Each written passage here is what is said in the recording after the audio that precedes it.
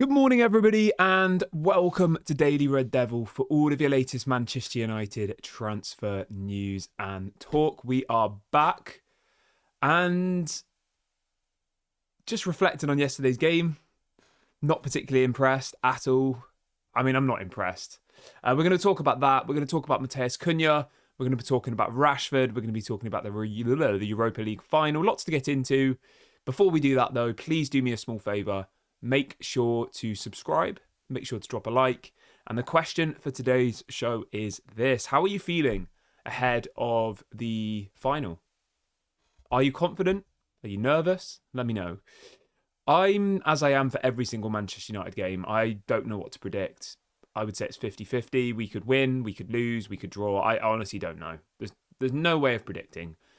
This team is so unpredictable. And that's nothing to do with Ruben Amorim. It was the same under Erik ten Hag.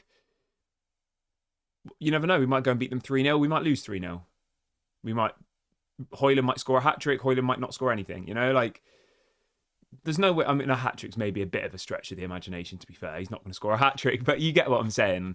It's so difficult to predict with Manchester United. Near impossible. And it's just frustrating. It's not entertaining. I watched the game yesterday. I kind of forgot he was on, to be honest. And then it got to about 8 o'clock and I was like, oh, Man United are playing tonight. Sick. I watched it and I was just like, oh my God. Why have I wasted my evening watching this crap? That's putting it lightly. It was awful. Absolutely awful.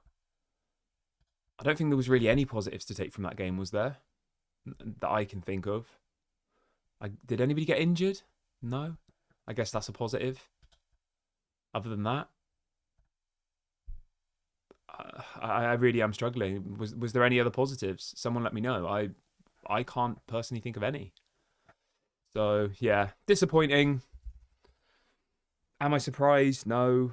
Does it hurt anymore? Not really. I'm kind of just accepting now that that's how bad we are. We are where we are. We're not Manchester United anymore. We are a poor form of Manchester United. And in reality, maybe I don't know. I was going to say maybe we deserve to be where we are, but I don't know.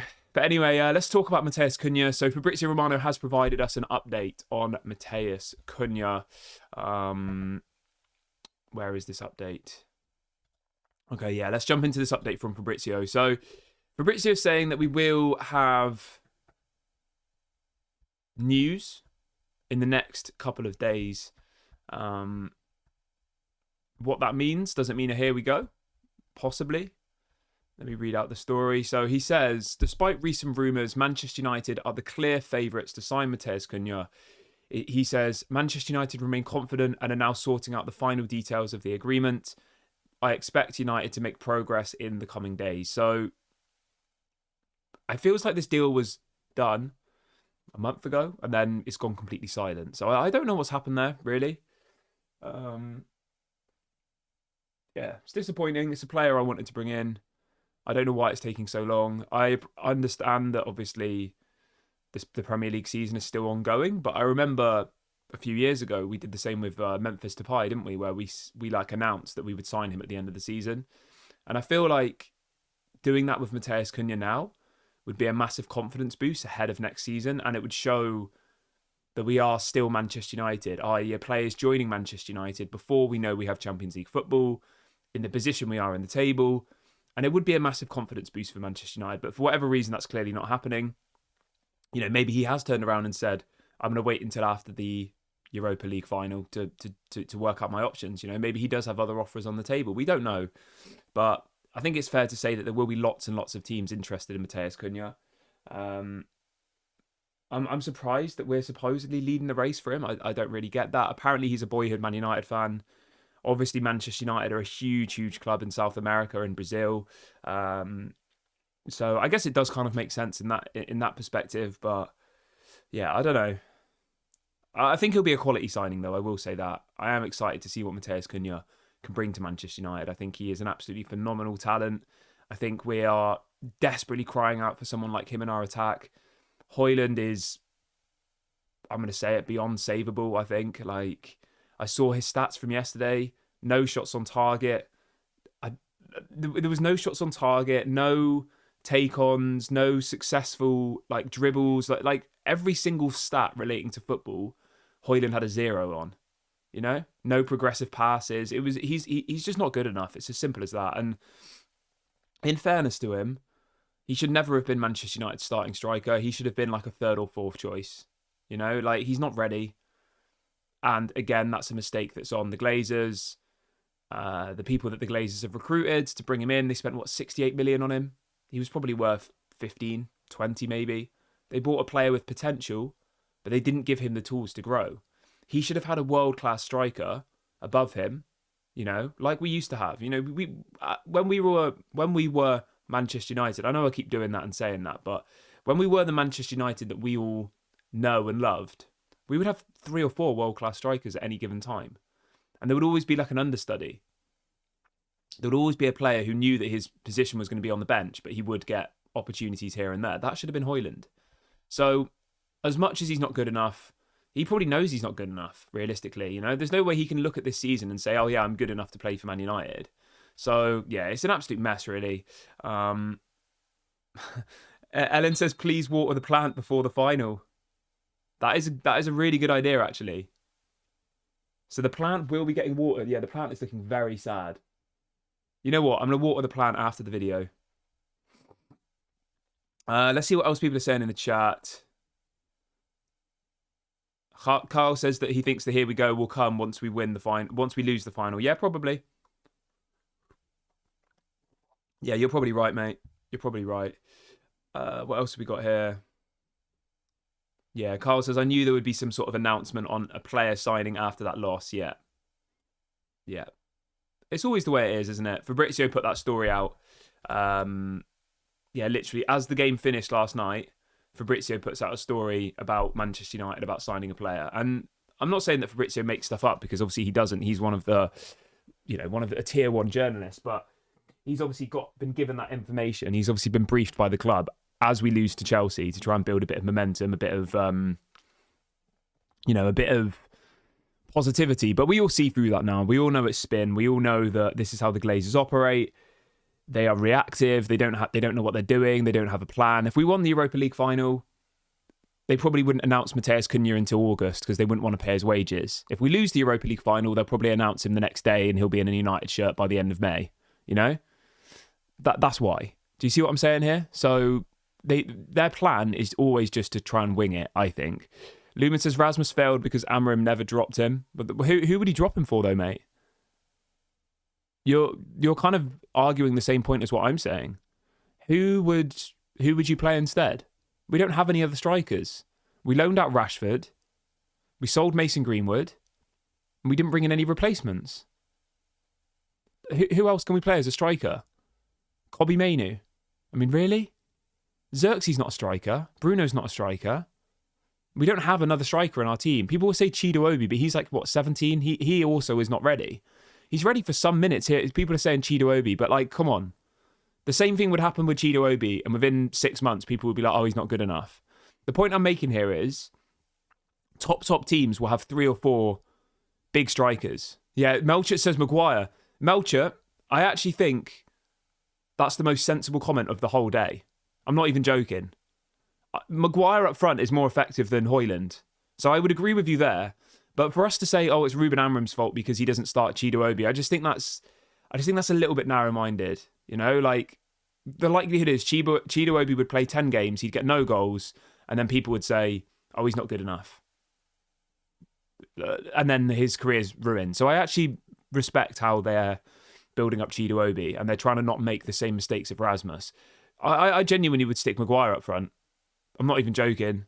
Maguire's more clinical than Højlund is any day of the week. At least he has an aerial presence. Højlund doesn't seem to have any aerial presence. And Maguire seems to be more clinical at shooting as well. You see the goal he scored yesterday? I don't even remember the last time Højlund had a shot on target, let alone... I know the goal was disallowed, but when was the last time Højlund had a shot on target? Like, he's just not good enough. So I assume your comment was a joke, Melcher, about Maguire, but I actually agree with you, even if you were joking. Like, Maguire up front is more effective than Højlund. There's no argument about it. I mean, how many goals has Maguire got this season? He scored some important goals for us, Maguire. Fair play to Maguire. I have a lot of respect for Maguire. The amount of scrutiny and abuse and criticism he received, and he still managed to have a relatively good season. Like, I'm not by any means saying, build a team around Maguire and he's world class. I'm not saying that. Let's not get overexcited here. I'm just merely stating that his professionalism, his ability to bounce back is impressive. Maybe you disagree, but how many goals has Højlund got?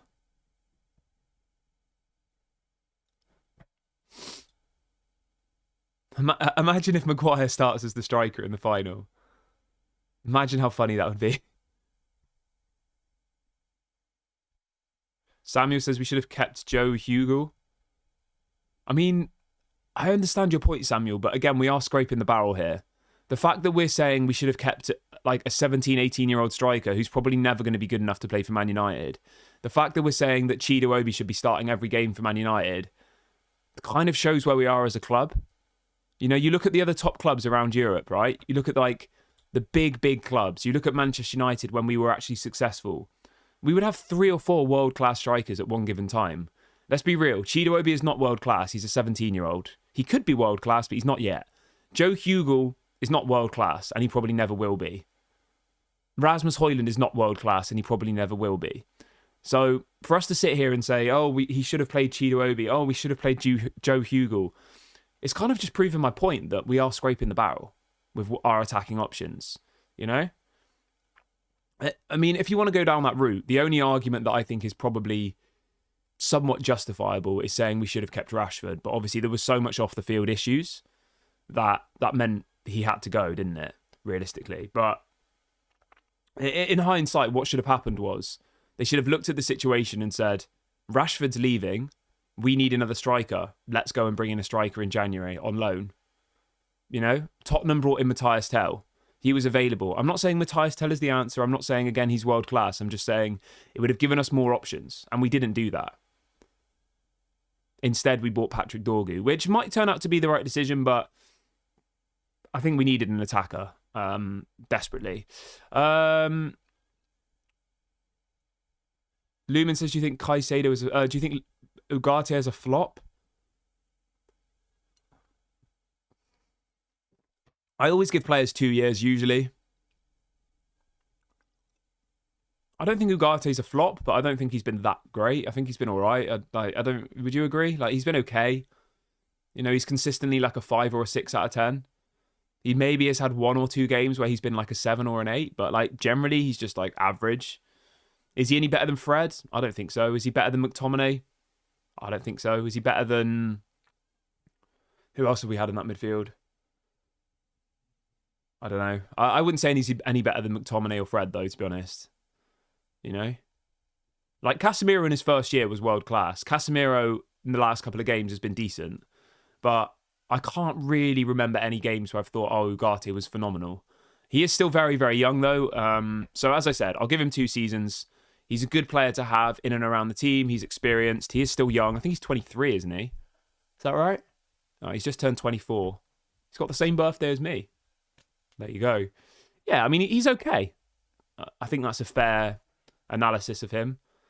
He's not rubbish. He's not great. He's just okay. And we need more great players because we don't have many, if any.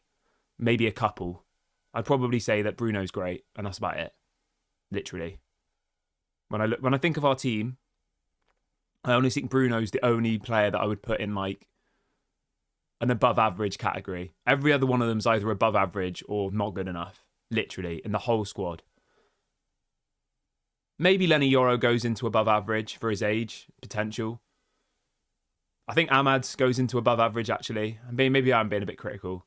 So yeah, I'd put Ahmad, Bruno, and Lenny Yoro. Other than that, Mount's average, Garnacho's average. Maguire's pretty average, realistically. You know what I mean? Like, he's good in our team, but he is quite average if you think about it. He's not like elite, is he? So, yeah, we don't have many great players. Just a lot of average players and poor players. Prince says, if we lose the final, do you think they'll sack Amorim? I don't think so.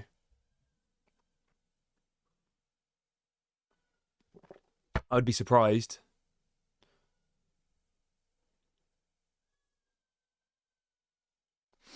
Yeah, I don't think so. Ellen says I'm worried about Mainu. I mean, Mainu's just like disappeared, isn't he? When was the last time Mainu had a good game? Someone let me know. That's a genuine question. I'm not trying to like be critical of him. It's a genuine question. When was the last time Kobbie Mainu had a good game? Like, I honestly can't remember. And in all fairness, he's not really been played, so, you know, it's not 100% on him. But, like, when would you honestly say Kobbie Mainu had a last good game? I can't remember. Somebody says, please talk about Bruno's physicality.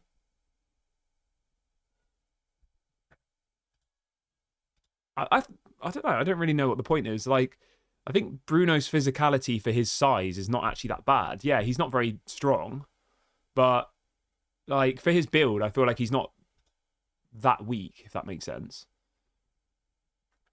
I don't know. There's very rare that you can get a player who has everything. I mean, Messi's not physical, is he? You know, like as an example. I don't really understand the point. Like maybe Bruno's not the most physical, but he is good at other things, you know? So I don't know.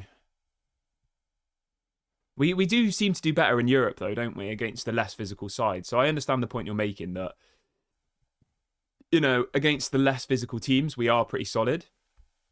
But then when we play you know, when we play teams in the Premier League, we seem to get absolutely rinsed, don't we? So I understand what your point is. But I don't know. Are there players who are as technical and as quality as Bruno, but are more physical? I don't know. Like, let me know who you are talking about, because I can't. Yeah, I can't really think of anybody off the top of my head. I'm sure there are players out there who are more physical and all the rest of it, but yeah, I don't know. I can't really think of anybody off the top of my head. So if I'm missing something, let me know. Anyway, I'm going to wrap the video up here, guys. Thank you very much for watching. Please do drop a like, leave a comment, subscribe. Someone says, what advice would you give Amram for next season? I don't really think it's on Amram, to be honest. I think if we get rid of enough players and bring in enough players, then I think, you know, we have potential to build and grow with Amram. If we don't, then he'll be sacked by Christmas and we'll be back where we started. That's my take on it. So I don't think it's really on Amram, really. I think it's on Ineos's ability to stick to their word. One of the first things that Omar Barada said when he joined Manchester United was that, you know, if a player isn't performing after 1 or 2 years, then he moves them on. So he's got to put his money where his mouth is now, you know, and he has to actually move these players on and bring in new quality players. Will it happen? I don't know. I'm not convinced. But anyway, have a good day, everybody. Enjoy your Saturdays.